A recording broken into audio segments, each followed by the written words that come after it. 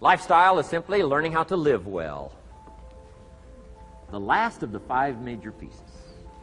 Here's the ultimate challenge of life. I've worked on this, you cannot believe how hard, since age 25. And that is, after applying better philosophy, attitude, and activity, and picking now up results. What are results for? Here's my ultimate challenge on results. To fashion, good word to jot down, fashion. Fashion for yourself lifestyle, or what we call the good life. That's the ultimate challenge. To take your results, take your money, take your results, take the return, take the equities you've gathered, and now fashion for yourself a good life, like weaving a tapestry. And Mr. Shoaff gave me all kinds of examples on lifestyle. He gave me 2 phrases that helped change my life. In case you have to leave early, let me give you these 2 phrases. It'll be worth the price of coming and being here today. Just take these 2 phrases home, in case you have to leave early. Here's number 1. Shoaff said, Mr. Rohn, if you wish to be wealthy, study wealth.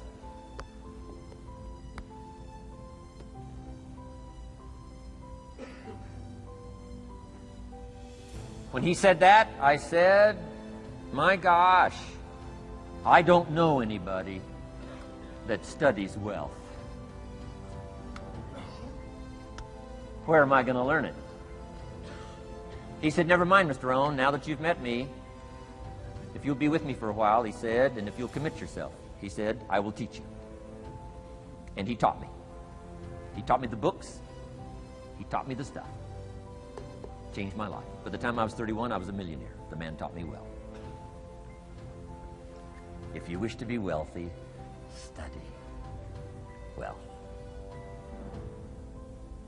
If you were to show me your present economic plan, in a personal conversation between you and me, you say, Mr. Rohn, let me disclose for you my current economic financial plan for the future. Would I get so excited, I'd say, hey, I'm going to go across the country and lecture on your plan.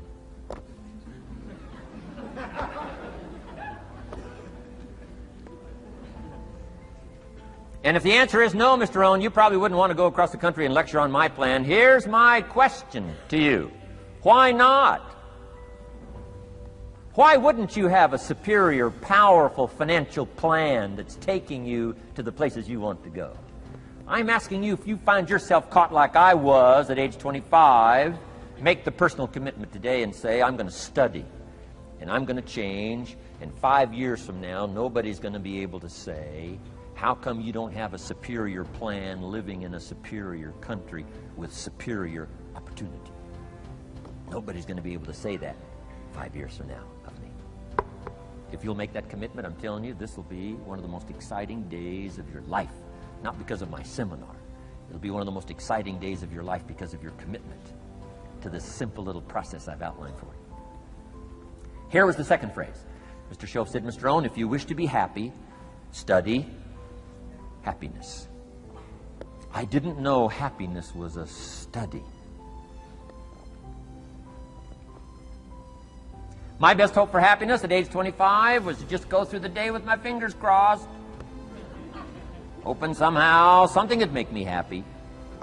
Shoaff said, no, Mr. Rohn, happiness is not something you postpone. Happiness is not something off in the future. Happiness is something you design. You've got to get the word. Happiness is something you design. Happiness is a study. Happiness is a practice. Happiness is an art. It's not an accident. It's an art. And anybody that wants to can study, practice the art of happy living. Happiness is like culture. Money doesn't make you cultured, but culture is within the grasp of all of us. How much is a book on sophistication in the marketplace? $4,000? No, $40. All you have to be is committed to it and make it a study. Culture is a study. Sophistication is a study. It's not an amount. It's not an account. It's a study. Money doesn't make you sophisticated and cultured. I know a guy that's rich. He's a clod. The guy's a clod. Eats with his elbow in his soup. I mean, he's just a clod. Nothing much more pitiful than a rich clod. I mean, you know, it's a sad thing to see. Money doesn't make you sophisticated. Only study and practice makes you sophisticated. Only study and practice makes you cultured. And only study and practice makes you happy. Study and practice makes you rich. Key phrase, don't be lazy in learning. 1, how to do well. Next, how to live well. Don't be lazy in learning and practicing the art of economics, practicing the art of productivity, and practicing the art of lifestyle. Shoaff taught me in such simple terms. Shoaff said, Mr. Rohn, if you're getting your shoes shined, Shoe Shine Boy's done an exceptional job. You look down, you got one of the world's all-time great shines. And you pay him. Now, you got a little change in your hand. Question pops in your mind. Should I give him 1 quarter or 2 quarters as a tip from a neat shine? Here's what Shoaff said. If 2 amounts pop in your mind, always go for the higher amount and become the higher thinking person. That helped change my life. Here's what he said. Become a 2-quarter person. Now, you can tell that was a long time ago when a quarter was a good tip. Now it takes dollars. But just substitute 1992, dollars for quarters. Shoaff said, hey, if you are thinking 1 quarter or 2 quarters, and you say, well, no, I'll just give him 1 quarter. He said, that'll affect you the rest of the day. The rest of the day, you'll look down, see this great shine, you'll say, I got to be really cheap. 1 lousy quarter, tip from a shine. But he said, if you'll go for the 2 quarters, Shoaff said, you can't believe the extra happiness you can buy for just an extra quarter. That's called studying and practicing the art of lifestyle, which means living well. Money doesn't make you happy. Father wads up a $20 bill, throws it at his son, and says, if you need the darn stuff that bad, take it, just get out of my face. How sad, a father with money and no joy. He studied economics, but he never studied joy. I'm asking you to turn that around. Turn that all around. I did a seminar one time, St. Louis, Missouri. When I finished a seminar like this, a man walked up and said, Mr. Rohn, you've really gotten to me. He said, I'm going to change my philosophy, I'm going to change my attitude, I'm going to change my life, I'm going to change everything. He said, you've touched me today. And he said, you'll hear about me. You'll hear my story someday. I said, okay. Right? A lot of people, right, say things. Sure enough, a few months later, I come back to St. Louis, did another seminar. When I finished my seminar, I saw this man come walking up. I didn't remember his name, but he said, I'm sure you'll remember me as the man who said, I'm going to go make some changes. You've touched me today. I said, I do remember you. He said, I'm telling you, things are already happening for me. I cannot believe in just a matter of months. He said, one of the things I decided to change was my relationship with my family. He said, my wife and I have 2 lovely teenage daughters. Parents couldn't ask for any more beautiful, lovely daughters. And he said, I'm the only one that's given them trouble. He said, these daughters of ours have never given us any trouble. He said, I've usually been the one all these years, giving all the trouble and all the static. He said, my daughters love to go to the rock concerts, and I'm always giving them trouble. They have to beg me for the money. He said, I don't want you to go. You stay out too late. The music's too loud. You're going to ruin your hearing. You won't be able to hear the rest of your life. And he said, I just get on their case.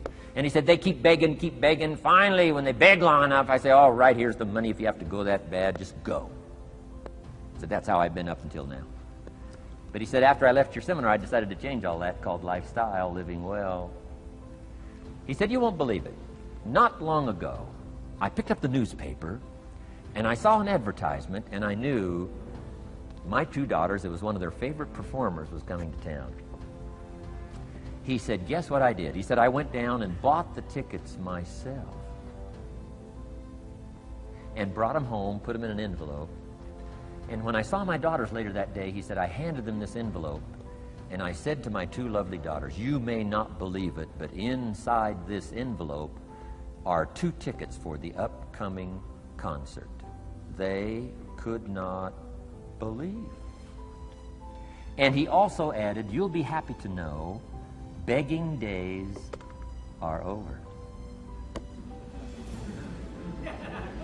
Now they cannot. He said, now don't open the envelope till you get to the concert. They said, okay. So they go to the concert, come concert time. Open up the envelope, hand the tickets to the usher. He says, follow me. And he starts down front. The girls say, hey, hold it. Something must be wrong. He takes another look, says, no, nothing's wrong, follow me. 10th row, center. Now they cannot leave. 10th row, center.